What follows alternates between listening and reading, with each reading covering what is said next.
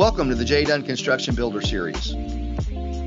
We dive into how and what we're building across Texas and Oklahoma through the eyes of the people and the projects that paved the way.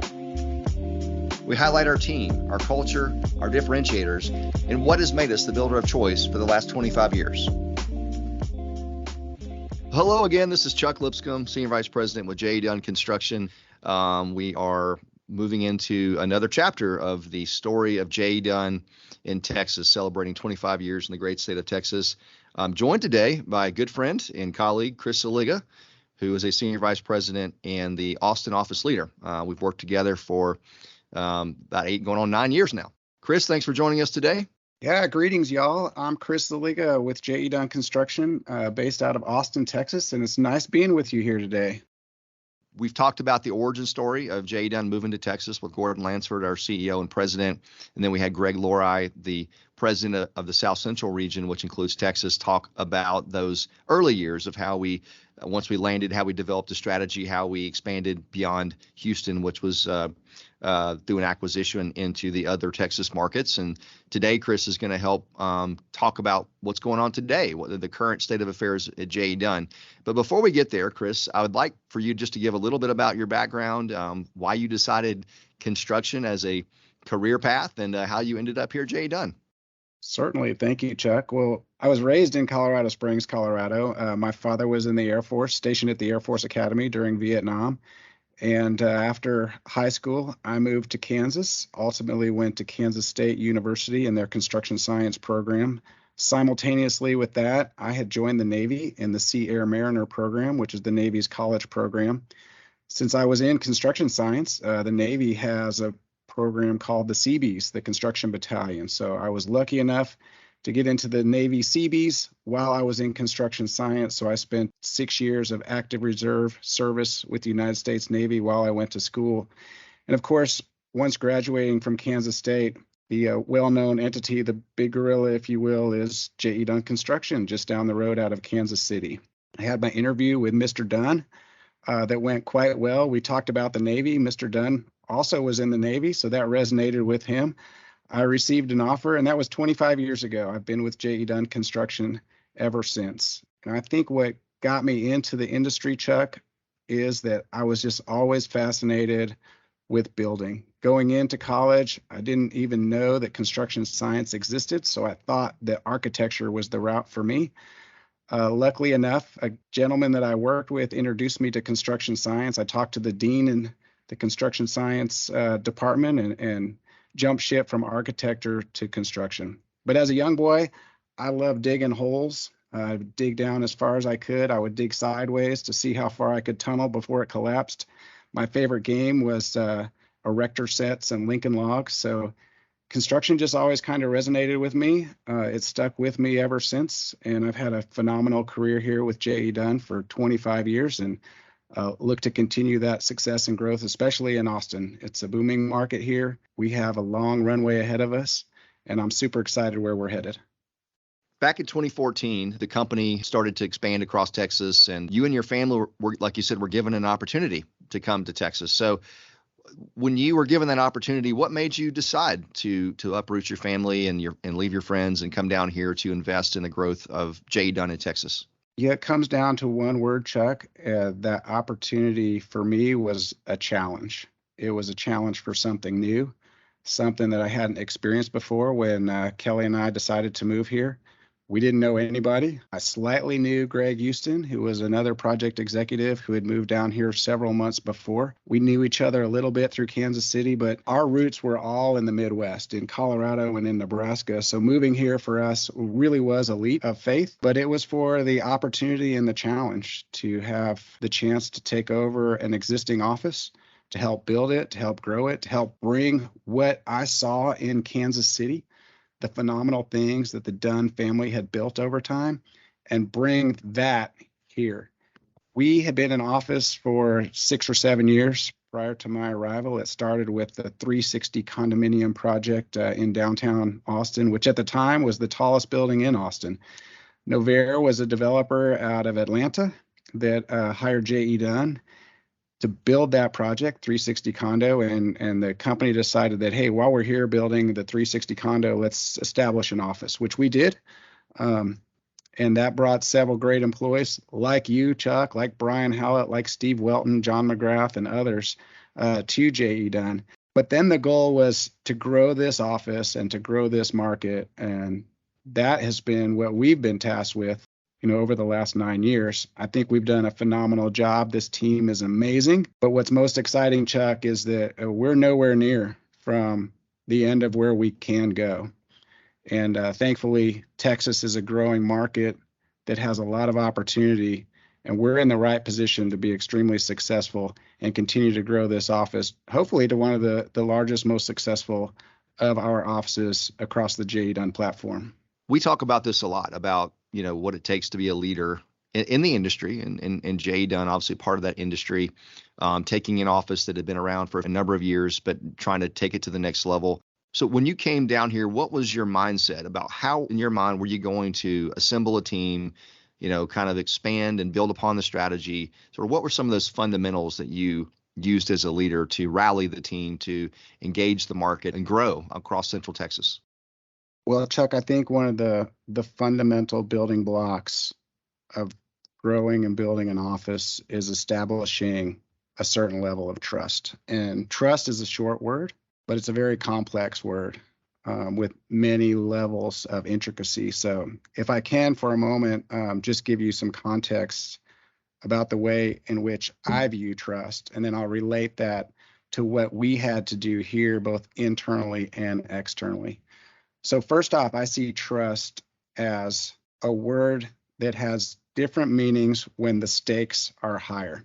The level of risk changes the way in which we view trust. And my example to you there, Chuck, is that if you task somebody to bring you a glass of water sitting in your office on any daily basis, you could pretty much pick anybody in our office, maybe on this floor, maybe in the building, and you would task them to bring you that glass of water, and you probably wouldn't think twice about it. However, if you were in the Sahara Desert and you were going to be stranded there for a week and it's 115 degrees and you only get one glass of water a day, you would probably take more stock into whom you asked to bring you that glass of water, simply because the stakes become so high. To earn trust, to build trust, to have trust, to extend trust, there has to be a level of consistency. And then last is the component of competency. Then it introduces the difference between trust and trustworthy. So Chuck, you and I, over that time, we have developed a great level of trust with one another, and you're a trustworthy person. I'm confident if I gave you my bank account number today, that I would wake up tomorrow morning, Chuck, and all my money would be in my bank. I would give you my number right now. I trust that you won't take advantage of that. However, if you or I were on a flight and the pilot passed out, I might have reservation, Chuck, about you jumping up into the cockpit and taking the helm and landing that 747 and then saving all 350 souls on site. Not because you're not trustworthy. You've demonstrated your trustworthiness. That's your character over time, but you haven't yet demonstrated your competency. So once you incorporate the level of risk, the consistency, and the competency, then you have the full meaning of trust. And that takes a lot of time. And so it took that when I came here to develop my own personal brand and my level of trust with all the existing Austin personnel. And then it took all of us establishing that trust outside the walls of these offices with owners and owners reps and architects and trade industry folks and city folks. So it was a lot of work and it took a lot of time. Let's talk about some of the projects that in your mind really helped us take this office and our brand to the next level in Central Texas. Well, a key project, a springboard for this office, was the Del Seaton Medical Center at the University of Texas. Ascension was our client. It was the level 1 trauma center for Central Texas, 194 beds, a $200 million contract. And that really was the springboard that allowed the market to see J.E. Dunn as a real player in town. However, during the course of that project, that was a big project, that was a long project, we also had several stepping stones, building blocks. Some of those projects include the Seaton Foundation, for St. David's, which is another large healthcare builder here in Central Texas.